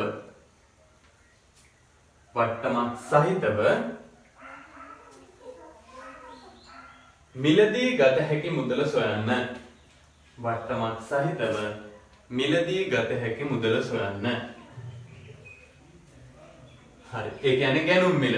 කියන්නේ අපිට මේක හම්බෙන්නේ කීයටද? මිලදී ගන්න හම්බෙන්නේ කීයටද? දැන් අපිට කියනවා රුපියල් 5000ක් ලකුණු කරලා තියෙනවා. ඒකට 120ක වට්ටමක් දුන්නාම රුපියල් 1000ක් අඩු වෙනවා. එහෙනම් අපිට මේ භාණ්ඩය ගන්න පුළුවන් 5000න් 1000ක් අඩු වුණාම කීයකටද? රුපියල් 4000කට මේක අපිට ගන්න පුළුවන්. මේ භාණ්ඩය අපිට මිලදී ගන්න පුළුවන් රුපියල් 4000කට. හරි. පැහැදිලි නේද? එහෙනම් මේ උදාහරණෙදී අපි කරේ මොකද්ද? වට්ටම් ප්‍රතිශතය දීලා තිබ්බා. අපි වට්ටම් මුදල හෙව්වා, ගැනුම් මිල හෙව්වා. හරි. එහෙනම් අපි ඊළඟ උදාහරණෙදී බලනවා වට්ටමේ ප්‍රතිශතය හොයන්නේ කොහොමද කියලා. එහෙනම් ලියන්න මෙහෙම උදාහරණයක්. ඊළඟ දෙවෙනි උදාහරණය.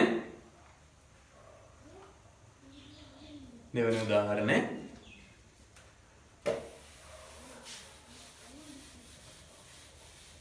රුපියල් 450ක් ලෙස රුපියල් 450ක් ලෙස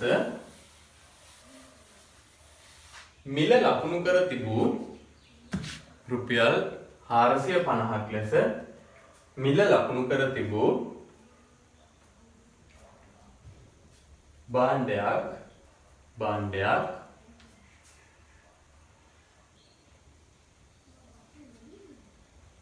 රුපියල් 400කට මිලදී ගත හැකි වූයේ නම් රුපියල් 400කට මිලදී ගත හැකි වූයේ නම්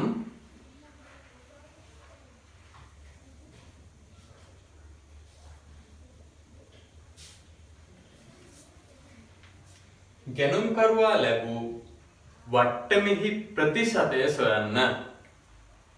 ගැනුම්කරුවා ලැබූ වට්ටමෙහි ප්‍රතිශතය සොයන්න.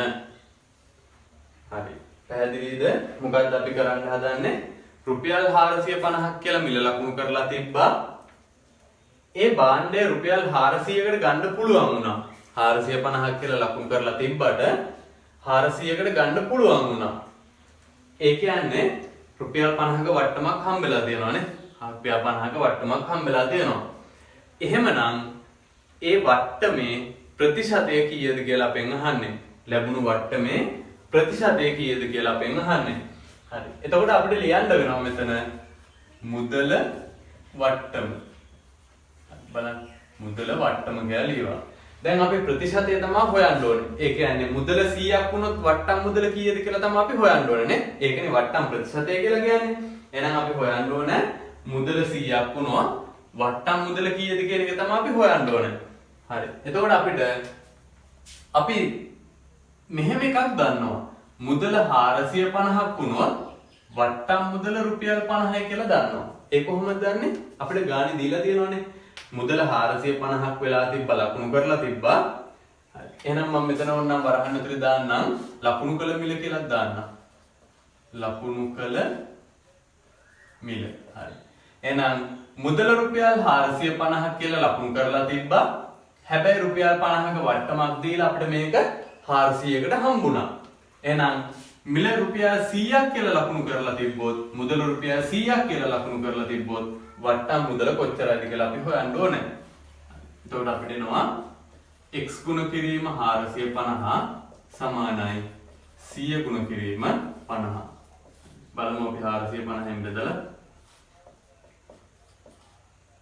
බිංදුවට බිංදුව කැපුණා. 5ට 5 1යි මෙතෙන්ට 9යි. එහෙනම් අපිට එනවා මෙතන නම් බෙදෙන්නේ නැති ගාණක් ඇවිල්ලා තියෙන්නේ 100 බෙදීම 9ක් කියලා එනවා. ඕනනම් අපිට පුළුවන් 100 බෙදීම 9යි කියලා මේක භාග සංඛ්‍යාවක් විදිහට ප්‍රතිශතය තියන්නත් පුළුවන්. නැත්නම් අපිට පුළුවන් මේ වට්ටම දශම කරලා තියන්නත් පුළුවන්. එහෙනම් දශම කරමු අපි 10ට 9 1යි ආයෙත් 10ට 1යි ආපහු 1යි 1යි කියලා තමයි එන්නේ. එහෙනම් අපිට ඔන්න ඔය විදිහේ වට්ටම් ප්‍රතිශතයක් හම්බෙලා තියෙනවා 100ට 11.1ක. පැහැදිලිද?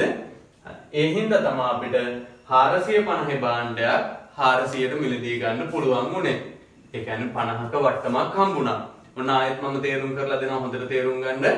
ලකුණු කරලා තිබ්බේ 450ක් කියලා අපිට භාණ්ඩය 400කට දුන්නා. ඒ කියන්නේ ඇත්තටම අපිට 50ක වට්ටමක් දීලා තියෙනවා. එහෙමනම් අපි භාණ්ඩය 100ක් කියලා ලකුණු කරොත් කීයක වට්ටමක්ද දෙන්න ඕනේ? එහෙනම් දෙන්න ඕන 11.1ක වට්ටමක් දෙන්න ඕන. 100ට 11.1ක වට්ටමක් දෙන්න ඕන. හරි. පැහැදිලි නේද? ඊළඟට අපිට හම් වෙන දේ තමයි කොමිස් මුදල කියන්නේ මොකක්ද කියන එක. හරි. එන අනුමාත්‍රකාවක් ලියාගන්න කොමිස් මුදල. කොමිස් මුදල.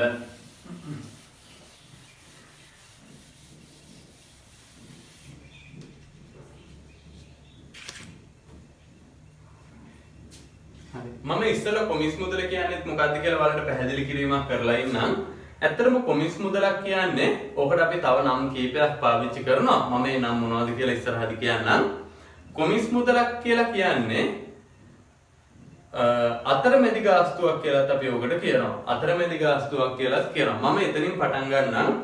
අතරමැදි ගාස්තුවක් කියන එකේ අදහස තමයි හිතන්න යම්කිසි පුද්ගලයෙක් ගාව වාහනයක් විකුණන්න තියෙනවා. දැන් අපි හිතුවොත් කැපිටල් A කියලා පුද්ගලයෙක් ඉන්නවා. එයා ගාව තියෙනවා මෙන්න මේ විදිහේ කාර් එකක්. මේ කැපිටල් A කියන පුද්ගලයා ගාව තියෙනවා කාර් එකක්. මෙයාට මේක විකුණන්න ඕන. එතකොට අපි මෙයාට කියනවා විකුණුම් කරු. එහෙම නැත්නම් කවුද මෙයා? වෙලෙන්දා. අපි මේකට කියමු විකුණුම් කරු. මෙයා එහෙනම් විකුණුම් කරු. දැන් වාහනේ අයිතිකාරයා. එයා තමයි කැපිටල් A. දැන් මෙයා මොකද කරන්න හදන්නේ? වාහනේ විකුණන්න හදන්නේ. දැන් කැපිටල් B කියන මිනිස්සෙක් ඉන්නවා. මෙයාට වාහනයක අවශ්‍යතාවයක් තියෙනවා. ඒ කියන්නේ මෙයාට කාර් එකක් ඕන. දැන් මේ විකුණන්න තියනවා වගේම වාහනයක් තමයි එයාත් හොයන්නේ. මෙයාට කාර් එකක් ඕනේ. එතකොට මෙයා කවුද? මෙයා ගැනුම් කරු. එහෙම නේද? මෙයා ගැනුම් කරු. එහෙනම් මේ කැපිටල් A කියලා කියන්නේ මේ වාහනේ විකුණන විකුණුම්කාරයා. කැපිටල් B කියලා කියන්නේ වාහනේ අවශ්‍යතාවයේ තියෙන ගැනුම්කාරයා. එයාට අපි කියනවා ගැනුම් කරු කියලා. එතකොට මෙන්න මෙයා ඉන්නේ අපි හිතමු මෙයා ඉන්නේ ගම්පහ. මෙයා ගම්පහ ඉන්නේ. මේ විකුණුම්කාරයා ගම්පහ ඉන්නේ. ගැනුම්කාරයා ඉන්නේ කුරුණෑගල කියලා හිතමු. එහෙනම් කාර් එකේ අයිතිකාරයා දැනට කාර් එක ළඟ තියෙන කෙනා විකුණුම්කරු ගම්පහ දිස්ත්‍රික්කේ ඉන්න කෙනෙක්. දැන් කාර් එක ඕනේ වෙලා තියෙන ගැනුම්කාරයා කුරුණෑගල කෙනෙක්. එතකොට මෙන්න මෙයාගේ වාහනයක් විකුණන්න තියෙනවා. මෙයාට ඒ වාහනේ ගන්න අවශ්‍යතාවයක් තියෙනවා කියලා මේ දෙන්නව සම්බන්ධ කරන කෙනාට අපි කියනවා අතරමැදියා කියලා. ඒ කියන්නේ මොකද්ද? ගැනුම්කාරයයි විකුණුම්කාරයයි දෙන්නා සම්බන්ධ කරන කෙනාට කියනවා අතරමැදියා කියලා. එතකොට දැන් පුද්ගලයෙක් ඉන්නවා ඔය කියන අතරමැදියෙක්. මෙයා තමයි අතරමැදියා. එහෙම නැත්නම් අපි මෙයාට කියනවා තව නමක් තැරැව්කාරයා කියලාත් කියනවා. මෙයාට ඉංග්‍රීසි වචනයක් කියනවා බ්‍රෝකර් කියලාත් කියනවා. ඒක දන්නවා ඇතිනේ. එහෙනම් අතරමැදියා. කවුරු හරි දෙන්නෙක් අතරමැද්ද ඉන්න කෙනාට අපි කියනවා බ්‍රෝකර්. එතකොට මේ බ්‍රෝකර් කරන වැඩේ මොකද්ද? මේ විකුණන්න තියෙන කෙනාගේ තියෙන භාණ්ඩයේ විස්තර ගිහිල්ලා මේ අවශ්‍යතාවයේ තියෙන කෙනාට කියනවා. එතකොට දැන් ඇත්තටම මෙතන කතාව මොකද්ද වෙන්නේ? මෙයා දන්නවා ගම්පහ මේ විදිහේ කාර් එකක් විකුණන්න තියෙනවා කියලා. කවුද මේ? අතරමැදියා. එහෙම නැත්නම් තැරැව්කාරයා. එහෙම නැත්නම් මෙයා බ්‍රෝකර්. මෙයා දන්නවා ගම්පහ මෙන්න මේ විදිහේ කාර් එකක් විකුණන්න තියෙනවා. මෙයා තව දෙයක් දන්නවා. මේ කුරුණෑගලේ කෙනෙක් ඉන්නවා. එයාට මේ කාර් එකක් හොයන කෙනෙක් ඉන්නවා. කාර් එකක් ගන්න හොයන කෙනෙක් ඉන්නවා. එහෙනම් මෙයා මොකද කරන්නේ? මෙයා යනවා කුරුණෑගලේ කෙනා ගාවට. කවුද? ගැනුම්කාරයා ගාවට යනවා. ගිහින් කියනවා ගම්පහ මේ විදිහේ ඔයා හොයන විදිහේ කාර් එකක් තියෙනවා. අපි යන් ඒක බලන්න. එහෙනම් මෙයා කුරුණෑගලේ ඉන්න ගැනුම්කාරයාට ගිහින් කියනවා වාහනයක් තියෙනවා. අපි ඒක බලමු. දැන් යනවා ගැනුම්කාරයාත් එක්ක කොහෙද? විකුණුම්කරු හොයාගෙන. දැන් බලන්න මෙන්න මේ විකුණුම්කාරයයි ගැනුම්කාරයයි සම්බන්ධ කරේ මේ අතරමැදි පුද්ගලයා. මෙයා තමයි ඔය දෙන්නා සම්බන්ධ කරලා දුන්නේ. හඳුන්වලා දුන්නේ මෙයා. මෙයා තමයි හඳුන්වලා දුන්නේ. මෙයා ගාව කාර් එක තියෙන්නේ. මෙයාට තමයි කාර් එක ඕනේ. ඔය දෙන්න සම්බන්ධ කරපුව අතරමැදියාට අපි කියනවා තැරැව්කාරයා. එහෙම නැත්නම් අතරමැදියා. එහෙම නැත්නම් බ්‍රෝකර් කියලා කියනවා. එතකොට ඔන්න ඔය සම්බන්ධ කිරීම වෙනුවෙන් මේ දෙන්නා සම්බන්ධ කිරීම වෙනුවෙන් මෙයාට යම්කිසි ගාස්තුවක් අපිට ගෙවන්න වෙනවා. පැහැදිලිද? මෙයාට යම්කිසි ගාස්තුවක් ගෙවන්න වෙනවා. අන්නේ ගෙවන ගාස්තුවට අපි කියනවා කොමිස් මුදල. එහෙම නැත්නම් අතරමැදි මුදල. එහෙමත් නැත්නම් තැරැව් ගාස්තුව. පැහැදිලිද? මොකද්ද වචන තුන? මෙන්න මෙයා මේ දෙන්නව සම්බන්ධ කරන හින්දා මෙයාට අපිට යම්කිසි මුදලක් ගෙවන්න වෙනවා. මේක ඇත්තටම රස්සාවක්. එහෙනම් මෙයාට අපිට මුදලක් ගෙවන්න වෙනවා. එහෙනම් අන්නේ ගෙවන මුදලට අපි කියනවා මොකද්ද? කොමිස් මුදල. එහෙමත් නැත්නම් අතරමැදි මුදල. එහෙමත් නැත්නම් තැරැව් ගාස්තුව කියලා කියනවා. පැහැදිලිද? එතකොට ඇත්තටම දැන් නම් මේ ඉන්ටර්නෙට් එක හරහා මේ වැඩේ වෙනවා. තැරැව්කාරයෙක් විදිහට ඉන්ටර්නෙට් එකත් පාවිච්චි වෙනවා. දැන් දැකලා ඇති නේද? සමහර ගොඩක් ළමයි දැකලා තියෙයි ikman.lk කියලා එකක් තියෙනවා. ඒකේ විකුණන භාණ්ඩ තියෙනවා, හොයන කට්ටිය ඉන්නවා. එතකොට තැරැව්කාරයා කවුද? ikman.lk කියන වෙබ්සයිට් එක තමයි තැරැව්කාරයා. එතකොට ඒකෙදි අපි ගාණක් ගෙවන්නේ නැද්ද? ගෙවනවා. ඇඩ් එකක් දාන්න ගාණක් ගෙවනවා. එහෙනම් එතනත් ඒ වෙලා තියෙන කොමිස් මුදලක් තමයි යාට ගිහින් තියෙන්නේ. පැහැදිලිද? එහෙනම් මෙන්න මේ විදිහට විකුණුම්කාරයයි ගැනුම්කාරයයි සම්බන්ධ කරන කෙනාට අපි කියනවා අතරමැදියා. එයාට ගෙවන මුදලට අපි කියනවා කොමිස් මුදල කියලා. පැහැදිලි නේද? එහෙනම් අපි ඔන්න ඔය උදාහරණයෙන්ම කොමිස් මුදල ගැන ගානක් හදමු. ලියන්න එහෙනම් උදාහරණයක්. උදාහරණයක් ලියන්න. රුපියල් ලක්ෂ 12ක් වටිනා රුපියල් ලක්ෂ 12ක් රුපියල් ලක්ෂ 12ක් වටිනා මේ රුපියල් ලක්ෂ 12 රුපියල් ලක්ෂ 12ක් වටිනා මෝටර රථයක් විකිණීමේදී 3%ක කොමිස් මුදලක් 3%ක කොමිස් මුදලක් තැරැව්කරුවා අය කරයි නම්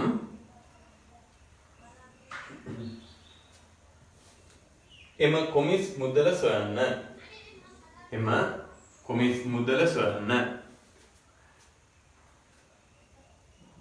හරි. දැන් මොකද්ද පුතේ කියන්නේ?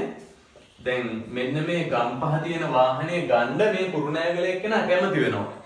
ඒ කියන්නේ දැන් ගැනුම්කාරයයි විකුණුම්කාරයයි සම්බන්ධ වුණා. කවුරු හින්දාද සම්බන්ධ වුනේ? මෙන්න මෙයා හින්දා තමයි මේ දෙන්න සම්බන්ධ වුනේ. දෙපැත්තට සම්බන්ධ වුනේ මෙන්න මේ අතරමැදි පුද්ගලයා. එහෙම නැත්නම් තැරැව්කරුවා හින්දා. දැන් බිස්නස් එක වෙනවා. ඒ කියන්නේ මොකද්ද? මෙයා කැමති ලක්ෂ 12ක් මෙයාට දීලා එයාගේ කාර් එක මෙයා අරයින්නද. දැන් ගනුදෙනුව වෙනවා. ඒ ගනුදෙනුවේ වටිනාකම රුපියල් ලක්ෂ 12යි නේ. රුපියල් ලක්ෂ 12යි. අන්නේ රුපියල් ලක්ෂ 12න් 103ක් බලන්න ප්‍රතිශතයක් 103ක් අපිට මොකද කරන්න වෙන්නේ? මේ තැරැව්කාරයට ගෙවන්න වෙනවා. 103ක් අපිට කොමිස් මුදල විදිහට මෙන්න මේ තැරැව්කාරයට ගෙවන්න වෙනවා. පැහැදිලිද? එහෙමනම් මෙන්න මේකට අපි කියනවා කොමිස් ප්‍රතිශතය කියලා. දැන් අපි මේක හඳුනගමු. මේ කතාව පොඩ්ඩක් අමතක කරලා මේක හඳුනගමු. 103යි කියන්නේ මොකද්ද කියලා. එහෙනම් 103යි කියන්නේ මොකද්ද? මේ ගනුදෙනුව රුපියල් 100ක් වටින එකක් නා. ඒ කියන්නේ මොකද්ද? මේ කාර් එක රුපියල් 100ට නම් මෙයාට වික්කේ. මේ කැපිටල් A මේ කාර් එක විකුණන්නේ රුපියල් 100ට. කාටද විකුණන්නේ? B ට. එහෙනම් ඒකෙන් රුපියල් 3ක් කාටද දෙන්න වෙන්නේ? මෙයාට දෙන්න වෙනවා. එතකොට දැන් ඔයාලට ප්‍රශ්නයක් ඇති. ඔය රුපියල් 3 දෙන්නේ මෙයාද කියන එක නේ.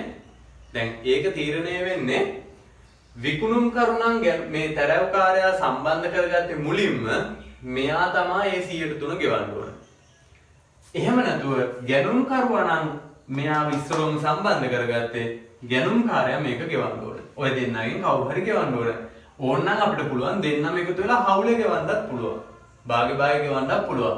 එහෙම නැත්නම් මෙයා විකුණුම්කරුවා නම් මේ තැරැව්කාරයා සම්බන්ධ කරගත්තේ එයා කෙලින්ම ගෙවන්න ඕන. ගැනුම්කාරයා නම් තැරැව්කාරයා සම්බන්ධ කරගත්තේ එයා කෙලින්ම 103ක් ගෙවන්න ඕනේ. කොහෙන් හරි මෙයාට සල්ලි එනවා. එච්චරයි. හරි නේද? එහෙනම් දැන් මෙන්න මේ 103 තේරුම ඔයාලා දන්නවා මොකද්ද? කාර් එක රුපියල් 100ට වික්කනම් රුපියල් 3ක් තැරැව්කාරයාට දෙන්න ඕනේ. දැන් එහෙනම් අපි ගාන හදනවා. මෙතන මම ලියනවා මුදල කොමිස් හොයන්න. මුදල රුපියල් 100ක් වුණොත් කොමිස් මුදල රුපියල් 3යි. ඒකනේ අපිට 100ට 3යි කියලා දීලා තියෙන්නේ. මුදල රුපියල් 100ක් වුණොත් කොමිස් මුදල රුපියල් 3යි. හැබැයි මුදල රුපියල් ලක්ෂ 12යි. කාර්යයේ වටිනාකම ලක්ෂ 12යි. එහෙනම් කොමිස් මුදල කීයද? ඒක අපි x කියලා දැම්ම දාන්න නැති හින්දා.